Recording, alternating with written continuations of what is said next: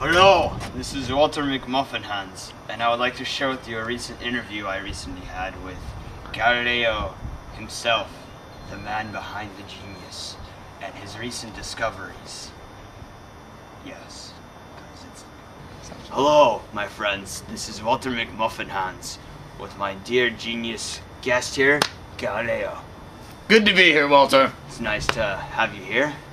Good to be here. I heard you were born somewhere. Why don't you tell me where that was? Well, actually, I was born, in fact. I was born in Pisa, Italy on February 15th, 1564.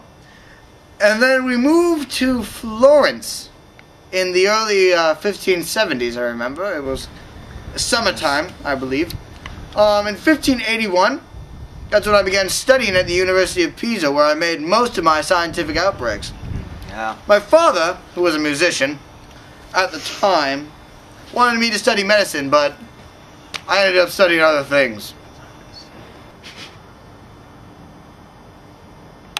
Yes, Galileo, well, why don't you tell me a little bit about your home life? Well, I was never married, in fact, unbelievably. But I did have a brief relationship with a lady named Maria Gamba. She was a dame. It was hot. It was actually the fall, I believe, and we met. We hit it off straight away, but we were never married. She bore me 3 children, 2 girls and 1 boy. The 2 girls went and joined a convent, actually. Oh, sorry. They joined a convent. And I left my son with her. And I went to go learn about science and go study my philosophies. I never saw them again. I don't really want to talk about it. Yes, I see. Well, frankly, I really don't care. So why don't you tell me about one of your most famous inventions of recent times, the telescope? Well, funny enough, I didn't actually invent the telescope. A Dutch lens crafter, I believe, did. But I heard the idea circulating around Europe, and, well, I decided to make one of my own. Let me just say, I had never seen one before, and while he isn't magnifying things 3 times larger than they were, I, on the other hand, made one that was 20 times larger than they were. Yes. Oh, good times. I believe it was spring of that year. It was 1609. So, I remember I was just talking to my son, in fact, and we had some fun. Good times. With my telescope, look at me, please. With my telescope, I was able to look at the moon, which was not very looked at on those times, remember. And I discovered the 4 satellites of Jupiter. I observed a supernova. I verified the phases of Venus. And I discovered sunspots. But most of all, my belief, of course, in case you didn't know this, is in the Copernican system, which means that the Earth is quite revolutionary. The sun sits still, and the Earth moves around the sun, like this. And with my telescope, I was able to prove that theory is true. That is very interesting to hear about your magic, you Satan-worshipping piece of garbage. But why don't you tell me about the other inventions you have in store for me? Yes. Well, I came up with many discoveries, of my time. One of the major discoveries, or one of the many, when I was studying at, the University of Pisa. You remember, of course. In 1602, I believe, in the, between the spring and the summer of 1602, I was in the chapel, actually, looking at a, what do you call those things? Chandelier, swing on its chin. And according to Archimedes at the time, it was believed that it would eventually slow down. But I noticed after a while that when it swung on its chain, using actually my heartbeat to time it, it never slowed down. Which is interesting. Disproved Archimedes' theory. Throughout my entire life, I really questioned the Aristotelian approach, Aristotle, of course, his approach to physics. So, I was thinking about it, and the basic belief of the time, before I came around, of course, was that objects dropped, a heavier object would fall faster than a lighter object. See what I'm saying? Alright. I didn't believe that. I actually dropped different weighted things from higher up objects, and I noticed something. That they would fall at precisely the same rate, speed.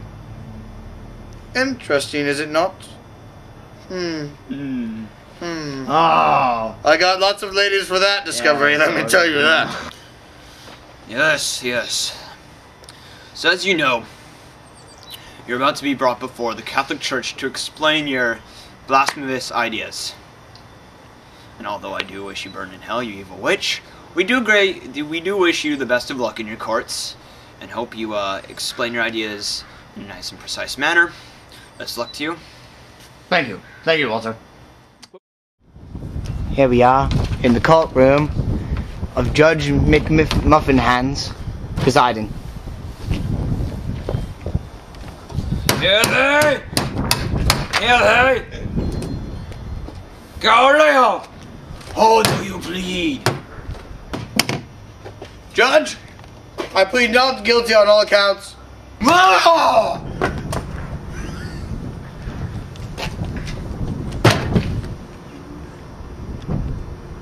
What do you have to say to that? Do you understand the consequences of your statements, Galileo? Your Honor, is there any way I can perhaps not be killed for what I believe? In order to live as a free man, Galileo, you're gonna have to therefore retract all your statements about philosophies and theory. Do you understand?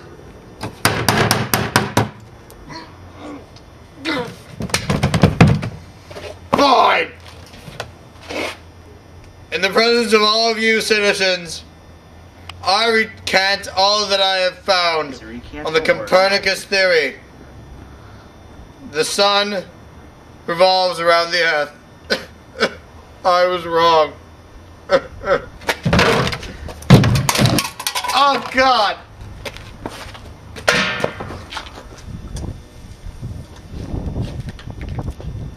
Well, I guess court adjourned.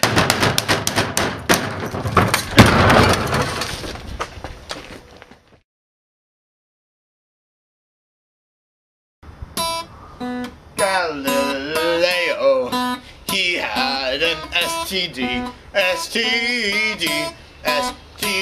from British Columbia, cause there's whorehouses everywhere. Wait, he's got AIDS. He's got AIDS. He's got AIDS. He's got AIDS. Solo judge.